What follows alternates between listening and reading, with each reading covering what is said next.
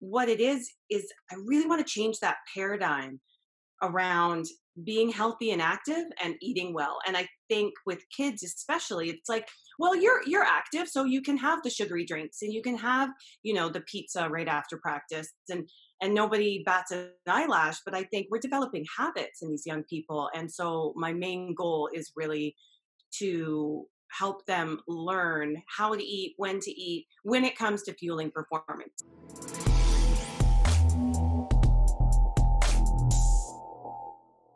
Welcome to the Upside Strength Podcast, your number one resource for all things fitness and performance in Switzerland. Today, we'll be chatting with Seanna Thomas, owner and founder of Hockey Snacks, Inc. Seanna has been a holistic nutrition consultant for over a decade and is the mother of 3 very active kids.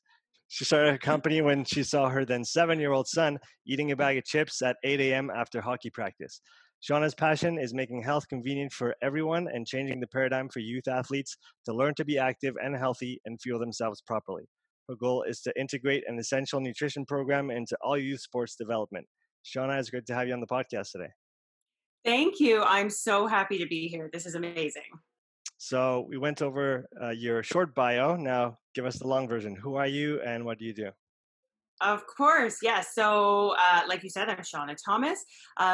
I've been a holistic nutritionist for over a decade now, and I've been working with kids and families. And like you mentioned, I have 3 active kids, and they're 8, 9, and 10 now. But back when my oldest was 7, he was playing hockey, and I went into the dressing room, and we had parent rotation of snacks. So every week, a different parent would bring a snack, and I was always that buzzkill mom, bringing homemade muffins and cut up oranges and things like that. And no judgment, I get that parents are busy and they grab whatever they need to, and they have to be allergy friendly, right? So they're limited. But this one particular morning, I walked in and all the kids were eating Doritos. And, I'm not evil. My kids get treats from time to time. But, right after they have this activity, right after this healthy, active, morning, then they're eating these deep fried, fake cheese covered chips. And I'm just like, we can do better than this. And so I said to my team, how would everybody feel if I just provided the snacks every week? Everyone just, we pooled our money and I'll take care of it. I'll make sure it's healthy. I'll make sure it's allergy friendly. And I'm here every week anyway, so I'll just bring it. Everyone was down with that. So I started doing that. And then other teams started to ask. And so I started doing it for the whole league. And then other teams started to ask, hey, do you do workshops, or could you come and talk to us about this or that?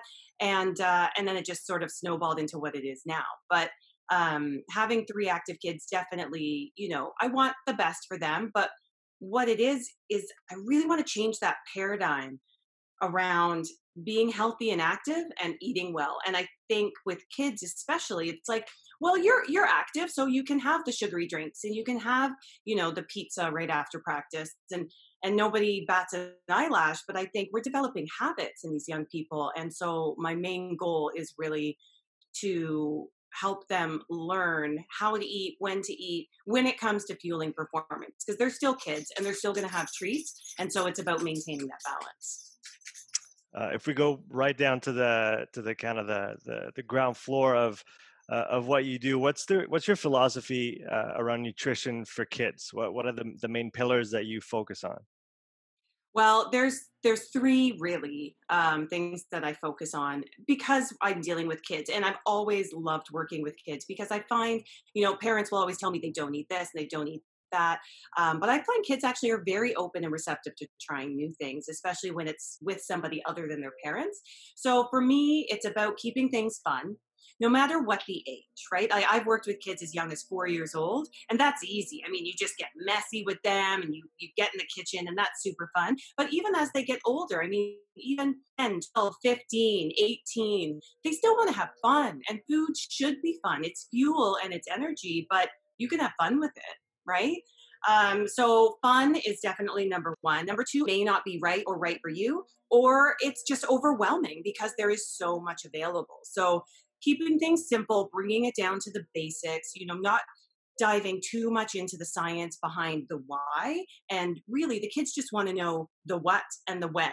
Like, if I have practice tonight at 7, what do I eat and when do I eat it for my ultimate performance? And that's how I work with them. Obviously, the older they get, I will dive a little deeper with them, but we still want to keep it as simple as possible.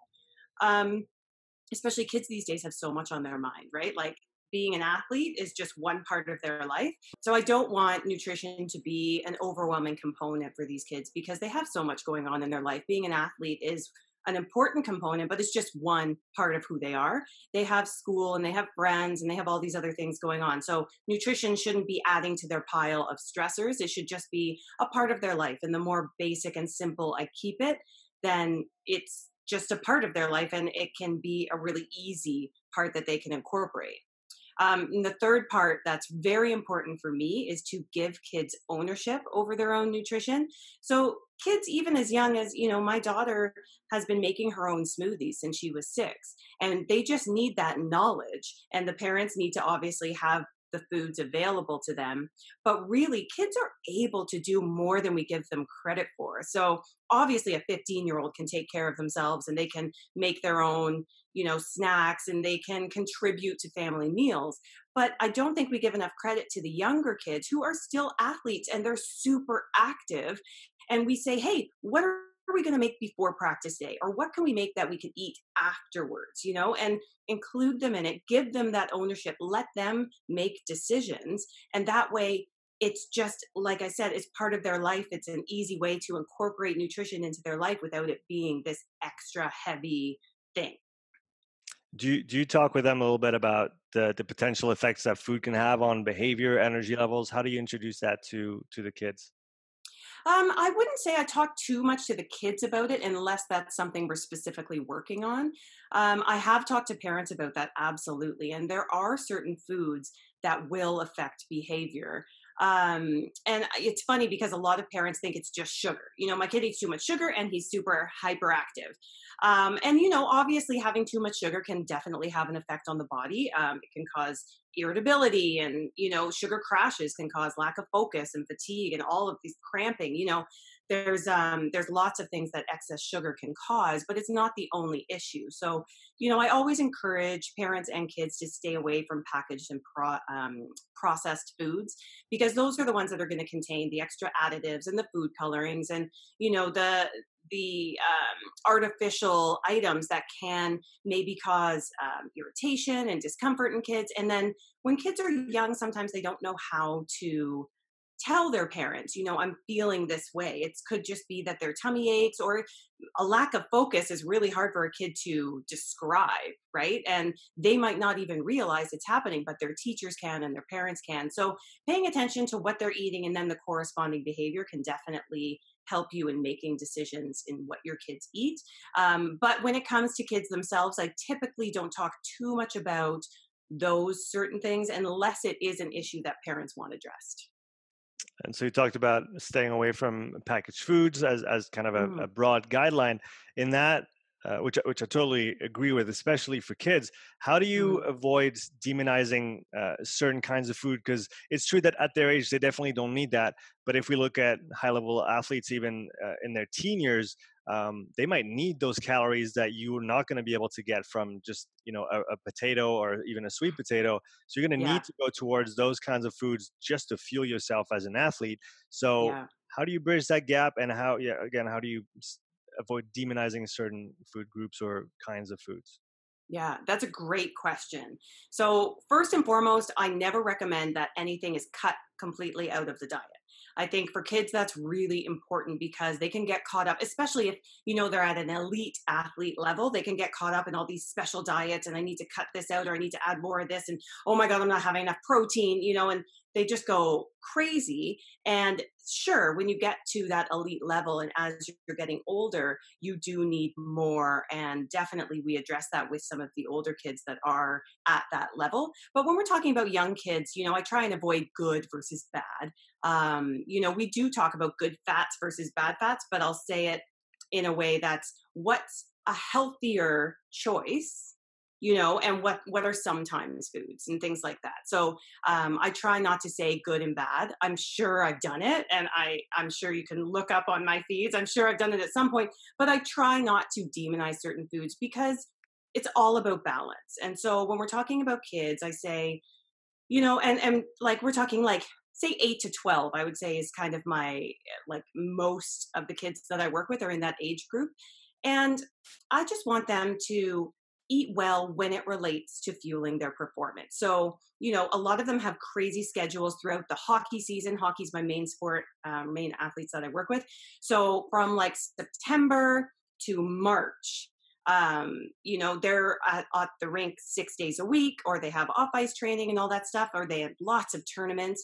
And I'll say, is a tournament a good place to have pizza for lunch, in between games? And we'll discuss it like that. And what would be the better option? And when can we have pizza together? Okay, once you've won the tournament because you did so well in your nutrition that you had more energy than all the other teams, then let's go out for a pizza party, right? When you have a few days break before you get right back into it. So it's really about getting the kids to think about healthy food and when they can eat it, and then when they can have those treats, and when it corresponds to performance. Kids just being kids, yes, I want you to eat healthy like 80% of the time. That goes for everybody. I want them to have that balance. But with athletes, there's a little more to it, and I want them to think about themselves as an athlete. And I think that is a shift that a lot of kids have trouble making, because they're kids, and they're like, whatever, I can eat whatever I want. I can drink 6 of these sports drinks and I'll be fine.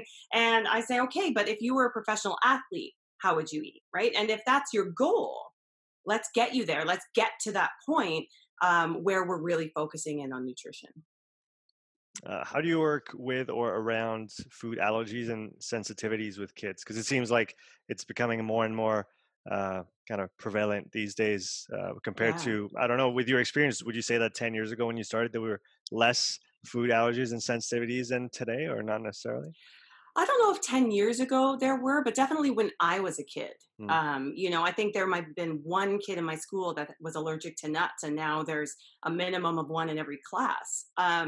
So, I mean, definitely it's important. And I don't have any allergies. My kids don't have any allergies. But when I started Hockey Snacks, because one of the things that we do is we deliver healthy snacks to teams and tournaments throughout sort of our area. And that always included a fruit and then a healthy allergy friendly snack. And the reason I decided to go allergy friendly was because, well, one, it's important to, the allergies are, like you said, they're more prevalent these days. They are everywhere, and we need to be aware of that. But also, when you're part of a team, I feel like every aspect should be a team thing. So, when I'm bringing in snacks, there's always one in the corner that can't have X, Y, and Z, right? And that's not fair. And they're bringing their own snacks.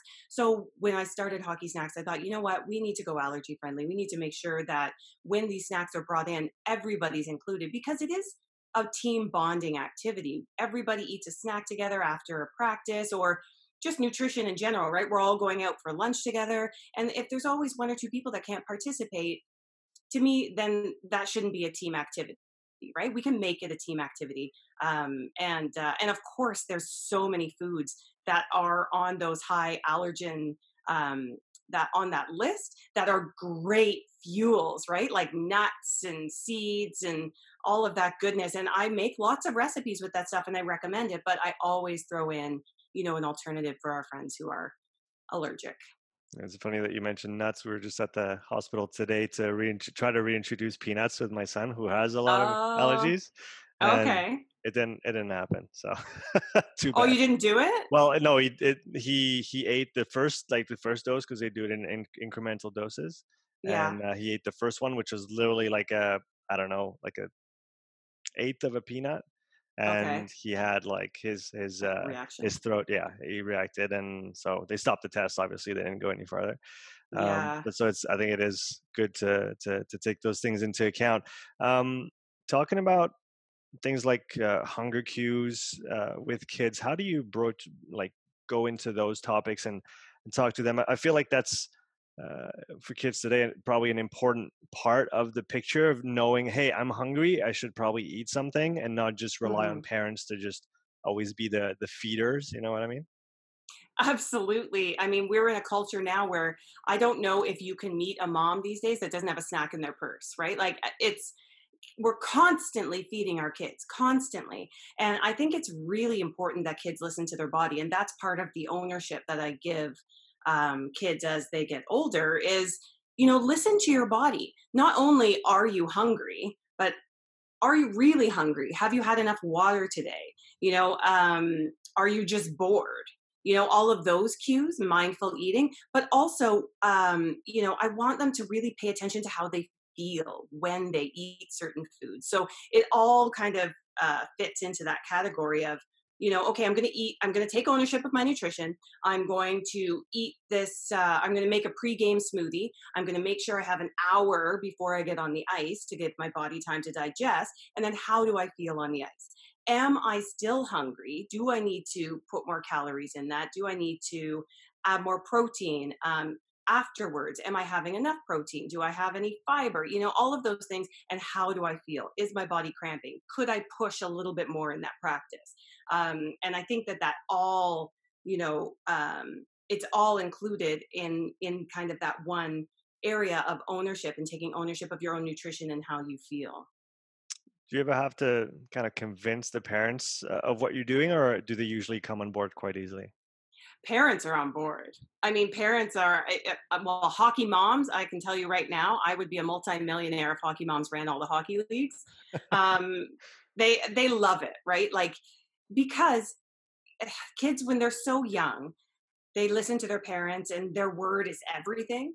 And then they get to a certain age where they don't want to listen to mom and dad anymore because mom keeps saying, eat a banana, eat a banana, eat a banana. And then, here comes me and I say, hey, do you want more energy on the ice? Do you want this? Do you want that? What's a great pregame snack? A banana. And they go, oh my God, a banana. I'm going to eat a banana every day. And the parents are going, what? They're like, I've been telling them that for years and you said it once and they listen to you. And I'm like, trust me, I get it. I have 3 kids. I get eye rolls every single day, and have you had, something green today? Have you, eaten some fruit? Have you had your veggies? And parents love it. Parents love the nutrition aspect because it really is lacking here anyway. I'm not sure about there, but there's really no nutrition in the development for kids, and I think it's such an important piece.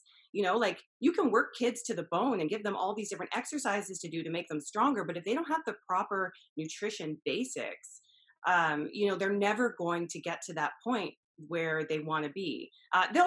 Kids grow on chicken nuggets. So for sure, they're going to get to a certain point, but you want to be able to teach them how to properly fuel themselves. And parents absolutely love it. They're on board. And a lot of parents will do my programs or listen in as well, just so they can get that information too. Right. Yeah. So going into this a little further, Mhm. how do you get the parents to set the example for their kids when it comes to that can be nutrition? that can be tricky Mm. because I'm not in their homes, right? And parents setting the example is so huge, and a lot of the time I'm dealing with athletes where the parents have not set a good example, where they're going through the drive-through on the way to practice every day, and the kids want to make a change because they know they're not, they don't see any progression in their practices and in their games, and they want this edge they can get from nutrition. And so sometimes it's through the player to the parents where they have to convince the parents. Other times the parents, like I said, are totally on board and will make those little changes because I never ask anybody to like overhaul their life. But it's just simple little changes a bit at a time that make a massive difference. And like I said, let's say it's a 14-year-old and he wants to take ownership of his nutrition, his parents aren't really interested. All the parents have to do is make sure that they have the right stuff available so that 14-year-old can do what they need to do and what's important to them. Um, but yeah, for the most part, it's difficult because I work through the parents to get to the players, but then sometimes, the parents just want to say, okay, sign up for their course or listen to them, and then they don't want anything to do with it. But it really can make a massive difference if the whole family's on board. So your education seminars, they're primarily for the kids themselves. Absolutely. I love talking to kids. I do seminars. All my seminars or workshops are available to everybody. So, obviously the players are there, but if the parents want to come and listen, I really encourage that because I want them to hear what I'm saying so they can, confirm or reiterate what I'm saying at home. And that's so important.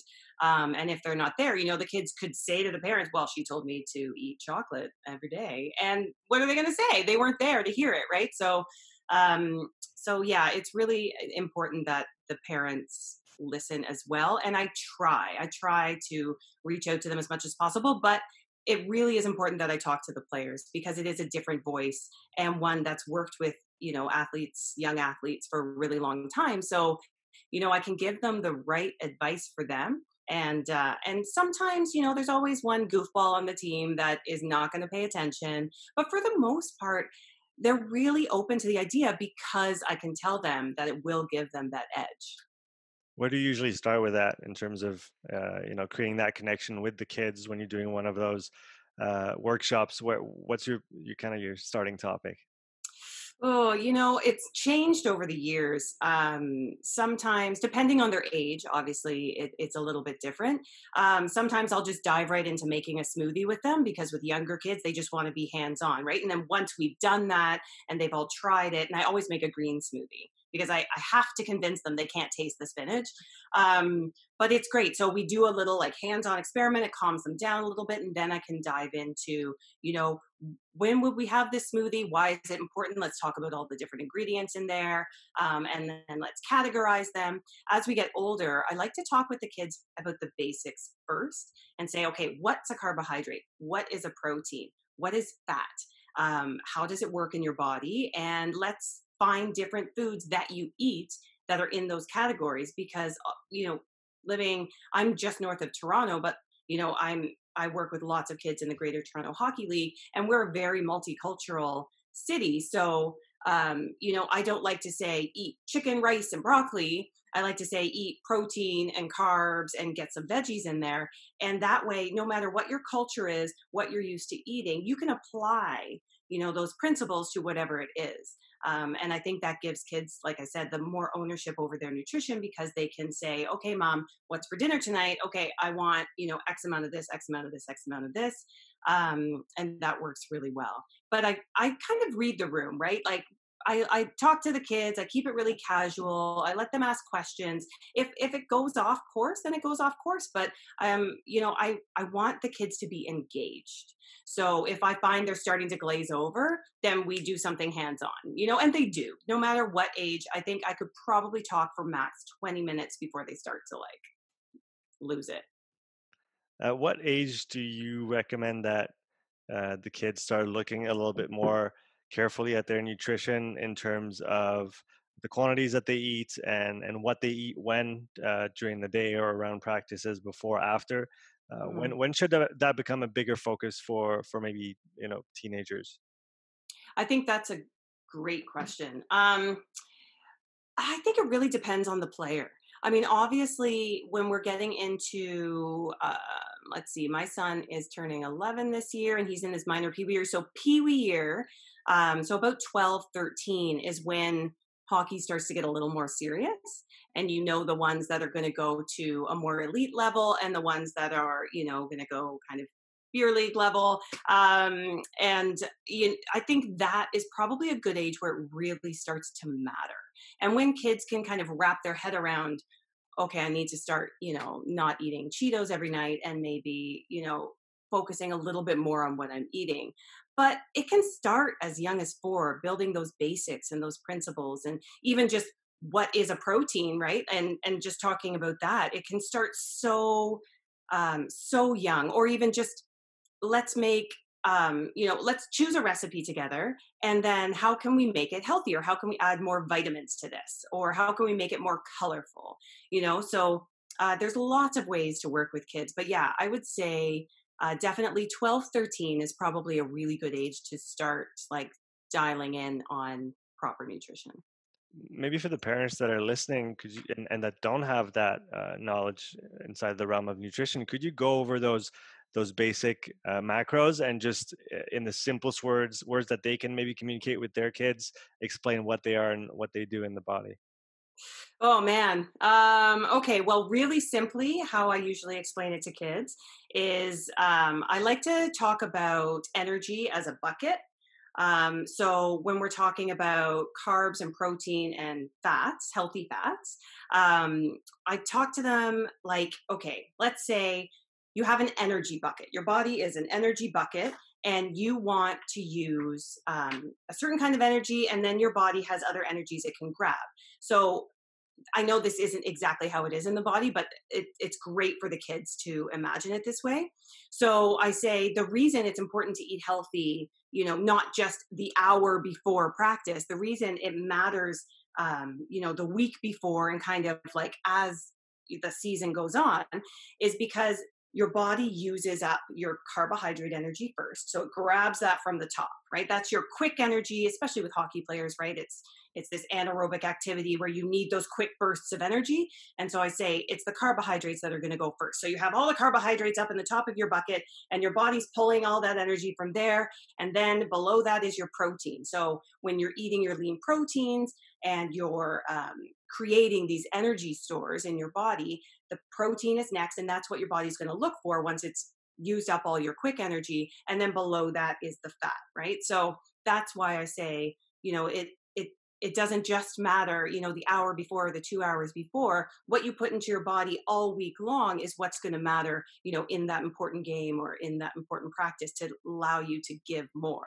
And we talk about, how carbohydrates are a focus pre-game, how protein is a focus after, but how they all matter before and after. I could definitely go on about it, but that's typically how I explain it to kids so that they can have this visual of a bucket and go, okay, well, on Wednesday I had, chicken, and then, I remember I had an avocado, and I had some trail mix on this day, but definitely on, now that I have my practice tonight at 7, I know I'm going to focus on some carbohydrates to make sure that the top of my bucket is full. And it's a great way to get kids to start just thinking about food, even when they don't have a practice that's imminent. Did you ever come in contact with maybe kids that weren't allowed to eat certain foods or certain food groups because their parents had told them so?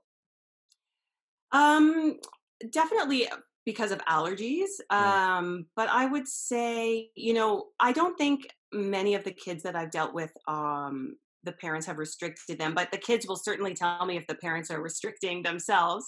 So I've had lots of kids say, oh, we don't have any gluten in our house because my mom doesn't, she's on a gluten-free diet, or my mom's keto, so we have the, like it's funny how kids will just divulge all this information to me about their parents' diet. But for the most part, I think parents are pretty open to allowing their kids to eat, pretty much whatever they want, as long as it's real whole foods. And I'm not telling them to eat anything too funky. But, I have some parents that are very nutrition focused, and so they're on board with, whatever I tell their kids to eat. And then they're surprised when I don't say, you have to eat A, B, and C. So a lot of parents will like the approach that it's, just real whole foods, colorful diet, eat well 80% of the time. And then, talking about the when is really important too. So can you talk about this a little bit more? The when, what matters when Yeah. in terms of nutrition and performance for the kids?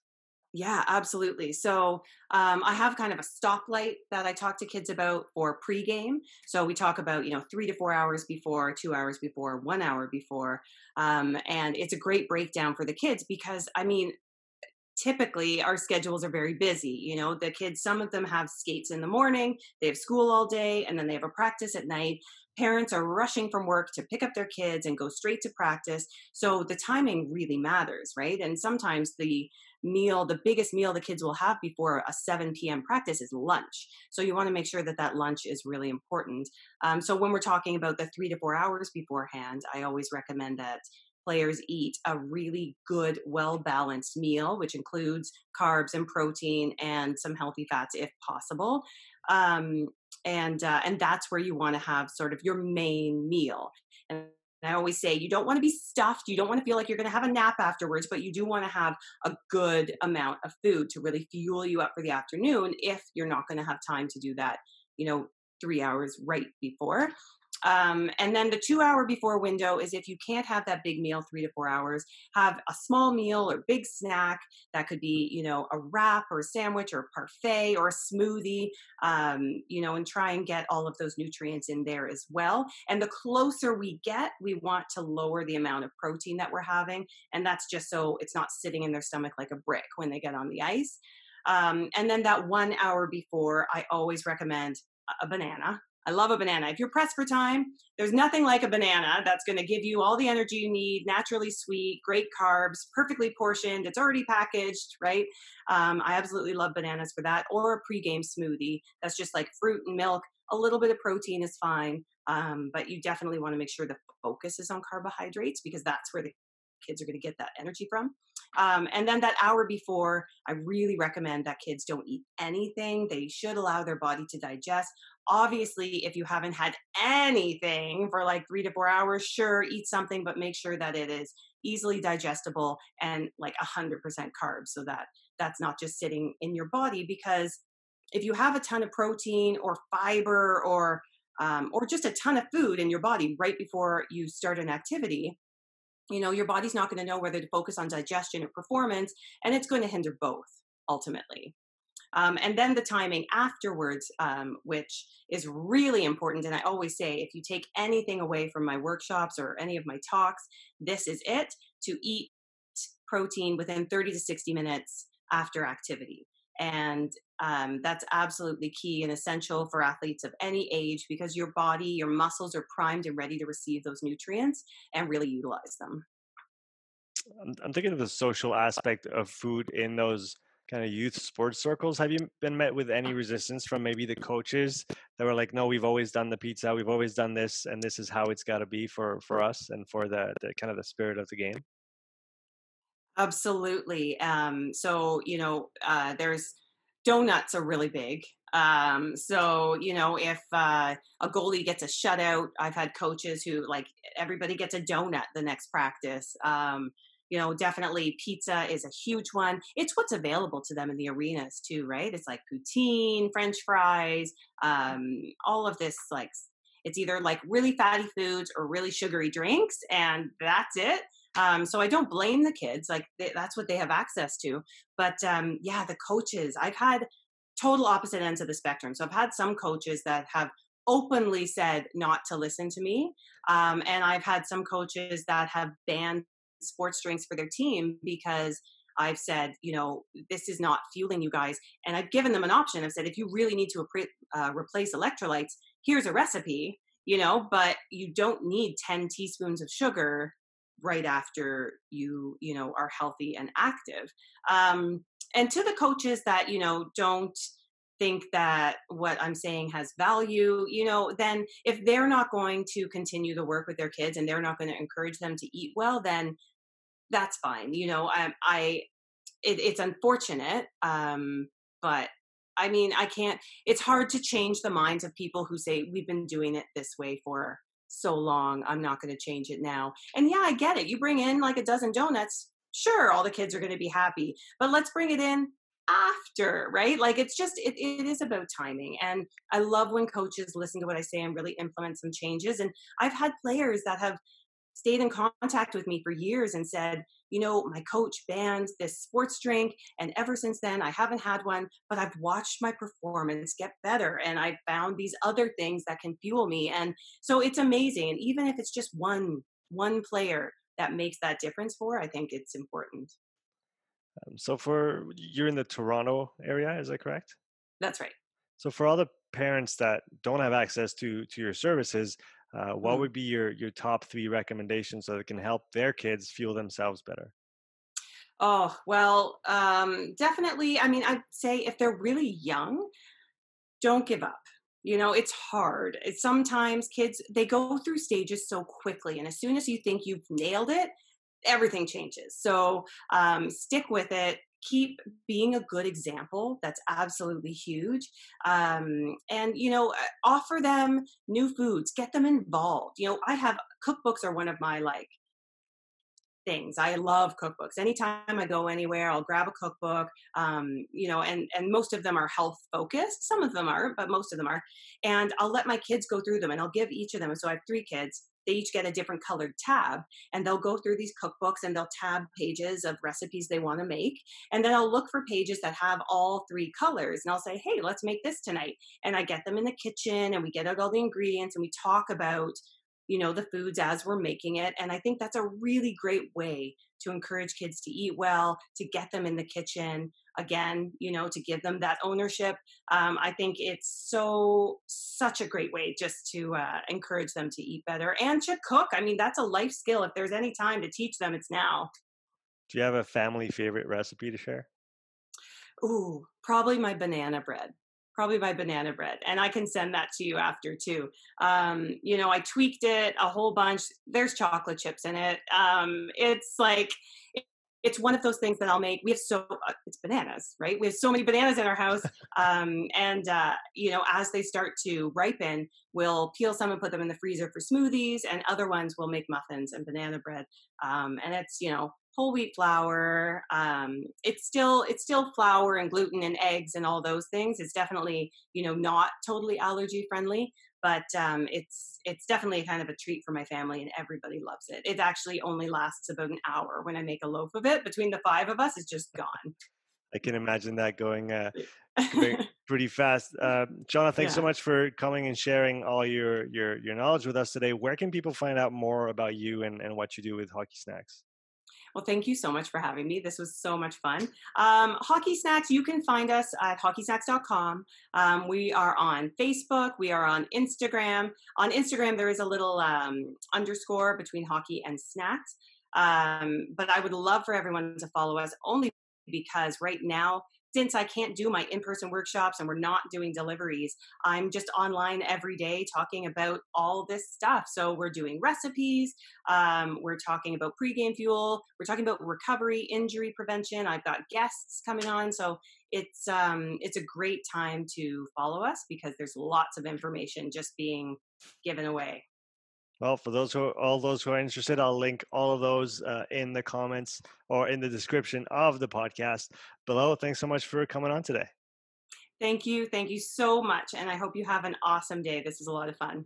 Will do. Talk soon. All right. Bye bye.